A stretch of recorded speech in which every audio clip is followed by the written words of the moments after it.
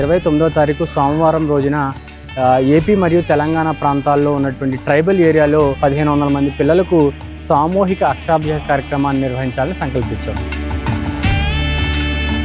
అక్కడ ఉన్న దేవాలయంలో సామూహిక అక్షరాభ్యాస కార్యక్రమం నిర్వహించి తల్లిదండ్రులకు ఈ యొక్క విద్యాబుద్ధుల గురించి చెప్పి పిల్లల్ని ఎలా చదివించుకోవాలి, ధార్మికంగా ఎలా పెంచాలనేటువంటి ఒక సత్సుద్దేశంతో ఈ యొక్క కార్యక్రమం నిర్వహించడం జరుగుతుంది. ఈ ట్రైబల్స్ ఎవరికి కూడా ఈ అక్షరాభ్యాస కార్యక్రమం చేయించుకోవాలి, ఎలా చేయించుకోవాలనేటువంటి అవగాహన ఉండదు.